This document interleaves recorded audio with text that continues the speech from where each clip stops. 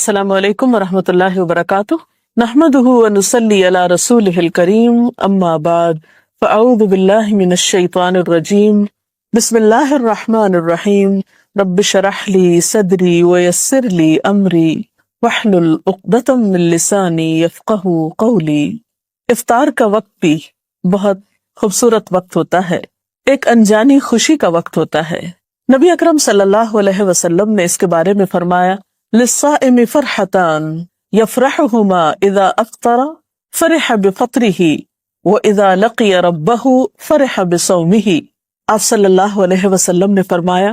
روزے دار کے لیے خوشی کے دو موقع ہیں جن میں وہ خوش ہوتا ہے۔ جب وہ روزہ افطار کرتا ہے تو اپنا روزہ کھولنے سے خوش ہوتا ہے، اور جب وہ اپنے رب سے ملاقات کرے گا تو اپنے روزے سے خوش ہوگا، یعنی اس کا اجر و ثواب سامنے پا کر۔ تو بات یہ ہے کہ افطار کا یہ وقت نہایت اہم وقت ہے۔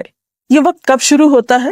قرآن پاک میں اللہ سبحانہ و تعالیٰ فرماتے ہیں ثم اتموا الصیام الی اللیل، پھر پورا کرو روزے کو رات تک۔ گویا جب رات کا آغاز ہو جائے، رات شروع ہو جائے، سورج غروب ہو جائے تو وہ روزے دار کے روزے افطار کرنے کا وقت ہوتا ہے۔ غروب آفتاب روزہ افطار کرنے کی شرط ہے، اس سے پہلے روزہ افطار نہیں کیا جا سکتا۔ بخاری اور مسلم کی ایک روایت کے مطابق قال رسول اللہ صلی اللہ علیہ وسلم اذا اقبل اللیل من ہاہنا وادبر النہار من ہاہنا وغربت الشمس فقد افطر الصائم۔ آپ صلی اللہ علیہ وسلم نے فرمایا جب رات آ جائے، دن چلا جائے اور سورج غروب ہو جائے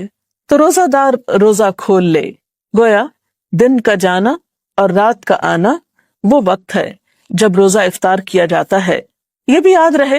کہ روزہ افطار کرنے میں جلدی کرنا مسنون ہے، گویا سورج کے غروب ہونے کے فوراً بعد روزہ کھول لینا چاہیے۔ حضرت انس رضی اللہ تعالی عنہ فرماتے ہیں کہ ان النبی صلی اللہ علیہ وسلم لم یکن لیصلی المغرب حتی یفطر ولو علی شربۃ ماء،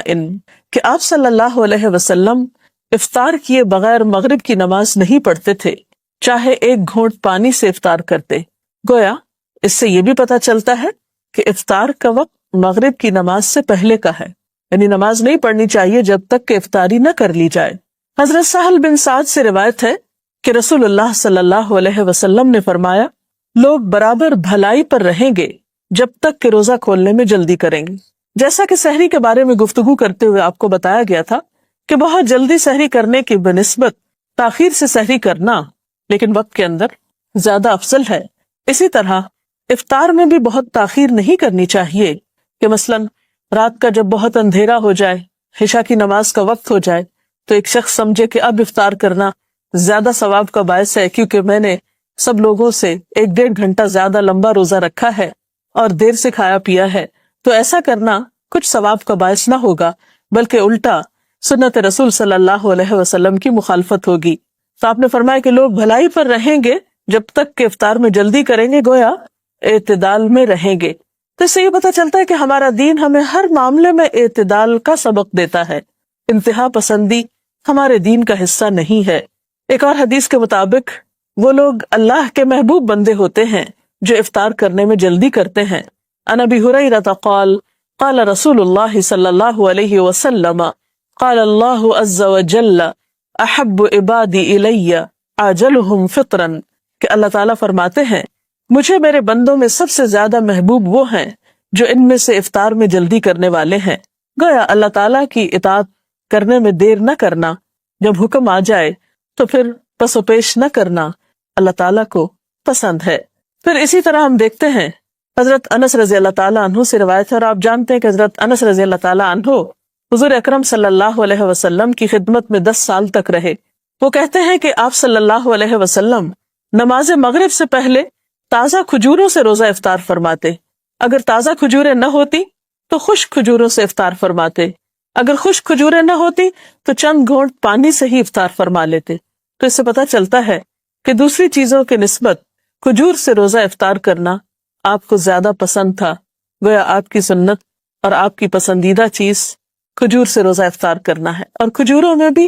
تازہ کھجور۔ لیکن ضروری نہیں کہ ہر شخص کے پاس کھجوریں ہوں، اور یہ بھی ضروری نہیں کہ تازہ کھجوریں ہوں۔ تو اگر میسر ہو، ممکن ہو تو ایسا کرنا زیادہ بہتر ہے، اور اگر یہ چیز میسر نہ ہو تو اس کے بعد پانی پینا زیادہ بہتر ہے، کیونکہ پانی پاک کرنے والی چیز ہے۔ افطاری کے سلسلے میں ایک اور بات کا ہم سب کو خیال رکھنا چاہیے کہ یہ وقت بھی دعاؤں کی قبولیت کا وقت ہے۔ جیسے سحری کے سلسلے میں آپ کو بتایا گیا تھا کہ وہ وقت ذکر الہی کا وقت ہے، دعاؤں کی قبولیت کا وقت ہے، اسی طرح افطار کا وقت بھی دعاؤں کی قبولیت کا وقت ہے۔ اس سلسلے میں ہم دیکھتے ہیں کہ آپ صلی اللہ علیہ وسلم نے فرمایا ثلاث دعوات لا ترد، دعوت الوالد ودعوت الصائم ودعوت المسافر، کہ 3 آدمیوں کی دعا رد نہیں کی جاتی، باپ کی دعا، روزہ دار کی دعا اور مسافر کی دعا۔ تو گیا انسان ان تینوں حالتوں سے فائدہ اٹھا سکتا ہے۔ والدین کو اپنے بچوں کے لیے خصوصی دعائیں کرنی چاہیے، اسی طرح روزہ دار افطار کے وقت خاص طور پر دعا کرے، دن میں بھی دعا کر سکتا ہے لیکن خصوصاً افطار کے وقت، اور اسی طرح مسافر بھی عام دنوں کی نسبت سفر کی حالت میں اللہ تعالیٰ کے زیادہ قریب ہوتا ہے، اس لیے اس کو اس موقع سے بھی فائدہ اٹھانا چاہیے۔ افطاری کے لیے آپ صلی اللہ علیہ وسلم نے خود بھی دعا سکھائی ہے۔ عن ابن عمر قال كان النبي صلی اللہ علیہ وسلم اذا افطر قال ذهب الظمأ وابتلت العروق وثبت الاجر ان شاء اللہ، جس کا ترجمہ ہے پیاس ختم ہو گئی، رگیں تر ہو گئیں اور روزے کا ثواب پکا ہو گیا انشاء اللہ۔ اسی طرح افطار کی کچھ اور دعائیں بھی آپ نے سکھائیں۔ حضرت معاذ بن زہرہ سے روایت ہے کہ نبی صلی اللہ علیہ وسلم جب روزہ افطار کرتے تو فرماتے اللہم لک صمت وعلی رزقک افطرت، اس کا ترجمہ ہے اے اللہ تیرے ہی لیے میں نے روزہ رکھا اور تیرے ہی رزق پر میں نے افطار کیا۔ جیسا کہ آپ جانتے ہیں کہ افطار کرنا اور افطار میں جلدی کرنا بابرکت ہے، اسی طرح افطاری کے وقت بھی دوسروں کی غم گساری اور دوسروں کی دلجوئی اور دوسروں کے حقوق کا لحاظ رکھنا بہت ضروری ہے۔ اسی لیے ہم دیکھتے ہیں کہ نبی اکرم صلی اللہ علیہ وسلم نے روزے دار کے روزے کو افطار کرانے کی بھی ترغیب دلائی ہے۔ حدیث میں آتا ہے کہ جس نے روزہ دار کو روزہ افطار کرایا اسے بھی اتنا ہی اجر ملے گا جتنا اجر روزہ دار کے لیے ہوگا، اور روزہ دار کے اجر سے کوئی چیز کم نہ کی جائے گی۔ تو اس سے پتہ چلتا ہے کہ اگر ایک انسان دوسروں کے روزے افطار کرانے کا اہتمام کرتا ہے تو وہ ایک بہت بڑے اجر کو سمیٹتا ہے۔ اور اس میں بھی پھر بات یہ ہے کہ کس چیز سے کسی کا روزہ افطار کرایا جائے، کیا اس کے لیے ضروری ہے کہ ایک بہت بڑی افطار پارٹی کا ہی اہتمام کیا جائے، یا ایک دیگ ہی پکائی جائے، یا کوئی خاص قسم کا اہتمام ہو؟ نہیں، یہ ثواب ہر وہ شخص پا سکتا ہے کہ جو لسی کا ایک گھونٹ یا ایک کھجور یا پانی کا ایک گھونٹ پلا کر ہی کسی کا روزہ افطار کراتا ہے، اس کو بھی یہ سارا اجر و ثواب حاصل ہوتا ہے۔ اب آپ دیکھیے کہ روزہ افطار کرانے والے نے تو یہ اجر پا لیا، لیکن جو شخص روزہ افطار کر رہا ہے اسے جواب میں کیا رویہ اختیار کرنا چاہیے؟ اسے بھی ایک ادب اور اخلاق سکھایا گیا کہ وہ افطار کرانے والے کے لیے دعا کرے، اور وہ دعا بھی آپ صلی اللہ علیہ وسلم نے خود سکھا دی۔ عن انس قال كان رسول اللہ صلی اللہ علیہ وسلم اذا افطر عند قوم قال افطر عندكم الصائمون واكل طعامكم الابرار وتنزلت عليكم الملائکہ۔ حضرت انس روایت کرتے ہیں کہ نبی صلی اللہ علیہ وسلم جب کسی کے ہاں روزہ افطار فرماتے تو ان کو یہ دعا دیا کرتے تھے افطر عندکم الصائمون واکل طعامکم الابرار وتنزلت علیکم الملائکہ، جس کا ترجمہ ہے روزہ دار تمہارے ہاں روزہ افطار کرتے رہیں، نیک لوگ تمہارا کھانا کھاتے رہیں اور فرشتے تمہارے ہاں نازل ہوتے رہیں۔ تو گویا اس سے یہ پتہ چلتا ہے کہ اس موقع پر دوسرے کا دل خوش کرنا اور اس کے لیے اچھی اچھی دعائیں کرنا ایک بہترین عمل ہے۔ تو آج کی گفتگو کا خلاصہ یہ ہے کہ روزہ مکمل کر کے افطار کرنا چاہیے، افطار میں جلدی کرنی چاہیے، افطار کے لیے افضل چیز کھجور اور پانی ہے، افطاری کے وقت دعائیں کرنی چاہیے اور مسنون دعا یاد کر لینی چاہیے، اگر یاد نہ ہو تو لکھی ہوئی سامنے رکھ کر پڑھ لینی چاہیے۔ اسی طرح دوسروں کا روزہ افطار کرانے کا بھی اہتمام کرنا چاہیے، لیکن اس معاملے میں بھی اعتدال کی ضرورت ہے۔ ایسا نہ ہو کہ اس اہتمام میں پڑھ کر انسان اپنی مغرب کی نماز بھی کھو دے یا تراویح کے لیے ہمت ہار بیٹھے۔ ہمارا دین اعتدال کا دین ہے، اس میں ایک طرف اللہ کے حقوق ہیں اور دوسری طرف بندوں کے ہیں، اور دونوں ہی اپنی جگہ بہت اہم ہیں۔ افطار کا وقت سحری کے وقت کی طرح ایک بہت بہترین وقت ہوتا ہے، دعاؤں کی قبولیت کا وقت ہوتا ہے، اور عام طور پر دیکھا گیا ہے کہ افطاری کی تیاری میں اتنا وقت لگ جاتا ہے کہ دعا کرنا بھی بھول جاتے ہیں، اور آخری وقت تک کچھ نہ کچھ پکایا جاتا رہتا ہے یا لگایا جاتا ہے، اور اسی میں سارا وقت گزر جاتا ہے۔ اس سلسلے میں بات یہ کہ ایک تو اوور ایٹنگ روزے کے سارے مقصد کو ختم کر دیتی ہے، پھر بعض اوقات طبیعت میں اتنی گرانی ہوتی ہے کہ اس کے بعد نماز جو ہے وہ ایک بہت بوجھل اور مشکل کام محسوس ہوتا ہے، پھر اسی طرح اسراف بھی ہوتا ہے۔ تو اس میں بھی اعتدال کی ضرورت ہے۔ انسان افطاری کی تیاری میں اگر جلدی کرے اور آخری وقت یعنی روزہ افطار کرنے سے پہلے کے کچھ لمحات جو ہیں وہ تمام کاموں کو چھوڑ کر خصوصی طور پر دعائیں کرنے میں گزارے تو یہ ایک بہت بہترین عمل ہوگا۔ ہم میں سے ہر شخص محتاج ہے، ہر شخص کسی نہ کسی مشکل کا شکار ہے۔ ہم بعض اوقات دوسروں سے کہتے ہیں کہ آپ ہمارے لیے دعا کریں، وہ بھی ایک اچھی بات ہے، کروا سکتے ہیں دوسروں سے دعا، لیکن جب ہمارے اپنے پاس ایک وقت ہوتا ہے دعا کرنے کا، ہمیں اللہ تعالیٰ خود موقع دے رہے ہیں، اور انسان خود اپنے لیے جیسی دعا کر سکتا ہے سنجیدگی کے ساتھ، اخلاص کے ساتھ، آہوزاری کے ساتھ، وہ کوئی دوسرا کیسے کر سکتا ہے؟ اور پھر جب اللہ تعالیٰ ہمیں ایسے مواقع دے رہے ہیں کہ جب وہ خود بتاتے ہیں کہ یہ قبولیت کا وقت ہے، مانگو مجھ سے، ان مواقع کو بھی ہم ادھر ادھر کی چیزوں میں گنوا دیتے ہیں، تو یہ ہمارے لیے باعث حسرت ہو سکتا ہے۔ اس لیے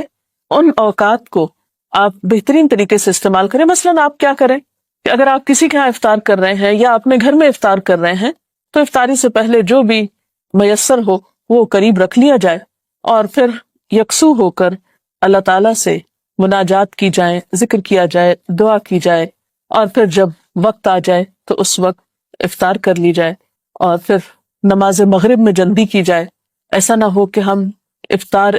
کرنے میں اتنی تاخیر کریں کہ نماز کا وقت بہت لیٹ ہو جائے، کیونکہ نماز کا افضل وقت زیادہ بہتر ہے نماز کی ادائیگی کے لیے اجر و ثواب کے اعتبار سے، تو اس کا اہتمام بھی رہے۔ اور پھر بعد میں اگر کھانا کھا رہے ہیں تو اتنا زیادہ پیٹ بھر کے کھانا نہ کھائیں کہ عشاء کی نماز اور تراویح میں مشکل ہو۔ ان چند باتوں کا دھیان رکھنا بے حد ضروری ہے۔ اس میں کوئی شک نہیں کہ مل کر کھانے میں برکت ہوتی ہے، یا افطار کے موقع پر آپ خود افطار اکیلے کرنے کی بجائے کسی دوسرے کو بھی شریک کر سکتے ہیں، دوستوں کو، عزیزوں کو، رشتہ داروں کو، لیکن عام طور پر اس میں بھی ہم حد اعتدال سے بڑھ جاتے ہیں۔ بعض اوقات صرف امیر لوگوں کو اس میں دعوت دیتے ہیں، یا صرف اپنے خاندان کے چند مخصوص لوگوں کو دعوت دیتے ہیں، اور غریبوں کو اس موقع پر بھلا دیا جاتا ہے، جبکہ رمضان کا مہینہ تو ہے ہی شہر المواسات، ایک دوسرے کی غم گساری کرنے کا مہینہ ہے، ایک دوسرے کی ہمدردی کا مہینہ ہے۔ تو اس معاملے میں جہاں آپ اپنے رشتہ داروں کو یاد رکھیں، دوستوں کو یاد رکھیں، اپنے ساتھ کام کاج میں شریک لوگوں کو یاد رکھیں، یا کسی بھی طرح جاننے والوں کو، وہاں ان لوگوں کو بھی ضرور یاد رکھیں کہ جو نہ آپ کے رشتہ دار ہیں، نہ دوست ہیں، نہ تعلق دار ہیں، لیکن وہ آپ کی افطار کے کہیں زیادہ مستحق ہیں، اور ان کے دل سے نکلی ہوئی دعائیں آپ کے لیے کہیں زیادہ فائدہ مند ہو سکتی ہیں۔ تو اس معاملے میں بھی ہمیں دیکھنا چاہیے۔ حضرت ابراہیم علیہ السلام اپنے کھانے میں ضرور کسی کو شریک کیا کرتے تھے، انبیاء کی سنت یہی ہے، آپ صلی اللہ علیہ وسلم بھی اس معاملے میں دوسروں کا خیال رکھا کرتے تھے۔ تو افطار پارٹی کی جا سکتی ہے، لیکن حد اعتدال کے اندر، جس سے دوسرے فرائض متاثر نہ ہو۔ صحابہ کرام کا عام طور پر رجحان یہ ہوتا تھا کہ رمضان میں ایک دوسرے سے اجنبی ہو جایا کرتے